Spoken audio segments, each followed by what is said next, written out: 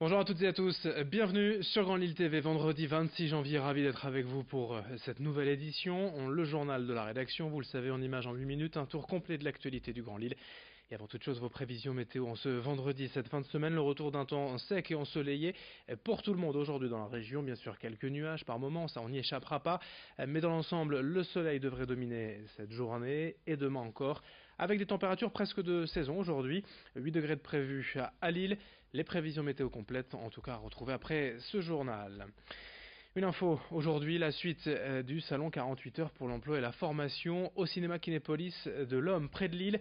Jusqu'à ce soir, 17h30, près de 50 entreprises sont présentes et plus de 1000 postes sont à pourvoir dans des secteurs d'activité très variés. Plus de 30 centres de formation et structures spécialisées sont également au rendez-vous, avec notamment des ateliers pour apprendre à gérer ses émotions et renforcer la confiance en soi.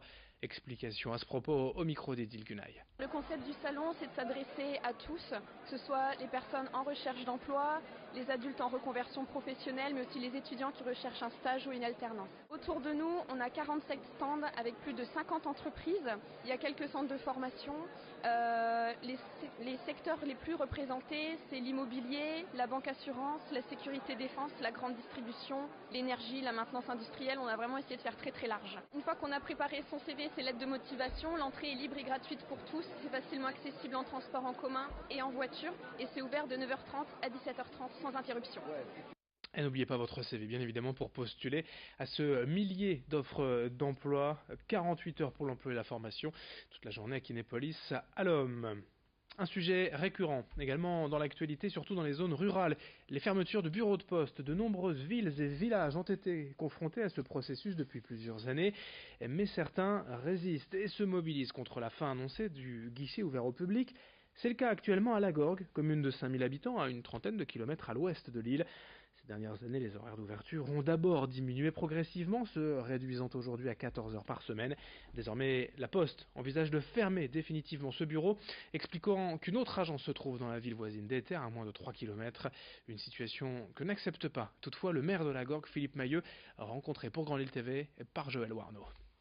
Nous ne pouvons pas laisser disparaître le bureau de poste de Lagorgue. Voilà. Et j'ai besoin d'engagements très fermes sur les horaires futurs. Il est hors de question, parce qu'un nouveau plan d'organisation se prépare à partir de janvier 2019, il est hors de question que de nouveau l'amplitude régresse. Ou pire, peut-être nous préparons une fermeture. On en est sur la route. En bref, dans cette édition, d'autres infos également. Un étudiant lillois d'HEI de 22 ans a agressé par un coup de couteau mercredi soir en surprenant deux individus qui tentaient de pénétrer dans un bâtiment de la Cato à Lille. Les deux agresseurs présumés ont pris la fuite. La victime, elle a été hospitalisée, mais est hors de danger. Autre info, ces scènes d'émeutes complètement en folle hier dans la région, dans les magasins Intermarché, dû à une promotion sur le Nutella. Le distributeur proposait un rabais de 70%, soit le pot à 1,40€ au lieu de 4,70€. 3 € de réduction suffisant pour provoquer des bousculades dans plusieurs magasins, dont à Roubaix ou encore à Austricourt, où la gendarmerie a même été appelée, car certains clients allaient en venir aux mains. Miss France 2018, la nordiste Maëva Cook, de retour à Villeneuve d'Ascq, demain après-midi au centre commercial V2 pour une séance de dédicace de 15h à 18h, un événement toutefois réservé aux détenteurs de la carte fidélité du centre. Miss France Maëva Cook, qui était hier l'invitée de Grand Lille TV avec Céline Huret, une interview à revoir en intégralité sur notre page Facebook. Dans le reste de cette édition, on enchaîne avec toute autre chose, ces images pour le moins surprenantes d'une fête organisée hier à Roubaix à 7h du matin. Pour bien démarrer la journée gonflée à bloc, la compagnie de théâtre de l'Oiseau Mouche propose en effet de se retrouver régulièrement des potrons minés en musique déguisée, et si possible. Les comédiens de la compagnie sont là pour mener des ateliers. Une partie chorégraphique permet d'abord de se réveiller. S'en suivent alors des moments de comédie de théâtre pour favoriser la concentration et la confiance en soi. Un petit déjeuner et une séance de yoga. Plus tard, les participants s'en vont travailler, réveillés, heureux. Notez que cette compagnie de l'Oiseau Mouche se compose de 23 comédiens, tous en situation de handicap mental. C'est Brieux Gorchy qui était pour nous à cette fête matinale avec une des responsables de la compagnie. Alors la rêve party, c'est un moment décalé, qu'on offre à nos spectateurs pour venir en fait partager des moments festifs, des moments joyeux autour de l'univers théâtral avec les comédiens de la compagnie de l'Oiseau-Mouche.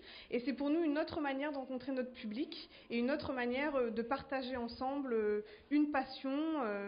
Et la rêve partie matinale en particulier, c'est une manière de se réveiller dans la joie et la bonne humeur et d'aborder sa journée de travail autrement et ensuite d'arriver au travail et de traverser son open space telle une star parce qu'on a confiance en soi, on a retrouvé le sourire et on est prêt à aborder autrement sa journée.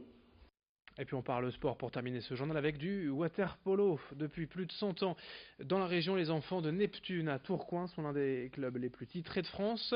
L'équipe a connu quand même quelques difficultés ces dernières années et cette saison avec de bons joueurs de retour dans l'effectif.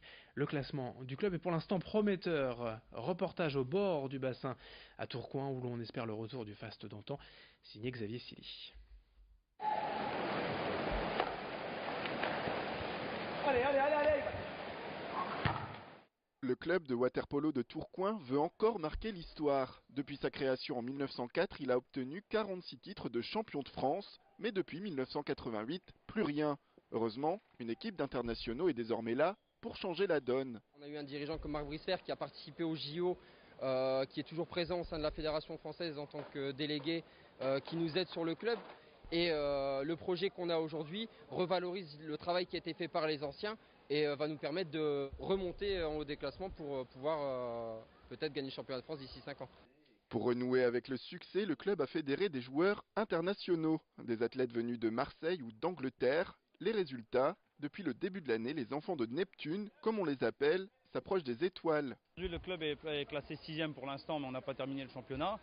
Et l'an dernier, on était 7e, l'année d'avant, on était dernier du championnat. Donc on progresse chaque année d'une place et l'objectif, c'est vraiment de progresser chaque année d'une place et d'être européen d'ici 2 ans. Pour ça, maintenant, il ne faut pas brûler les étapes, step by step, et puis on y arrivera, il n'y a pas de problème. L'équipe en Pro A a tout pour retrouver le sourire. L'objectif en ce milieu de saison, devenir de plus en plus difficile à battre à la maison et asseoir sa domination régionale. Pour cela, l'équipe a une force, son unité. Par rapport au début d'année, on se connaît déjà beaucoup mieux, donc les automatismes sont là. C'est un peu plus facile de se comprendre et de savoir quand aider le copain, quand pas l'aider, savoir quand lui il va vouloir qu'on soit là ou pas. Et donc ça c'est important. Et c'est ce qui font que les équipes ont besoin de beaucoup de temps des fois avant de pouvoir vraiment bien jouer ensemble. Une fois l'Europe décrochée, l'équipe compte bien aller plus loin. Le rêve ultime, même si on ose y songer pour le moment, plonger les Tourquenois dans les bassins des JO de Paris en 2024.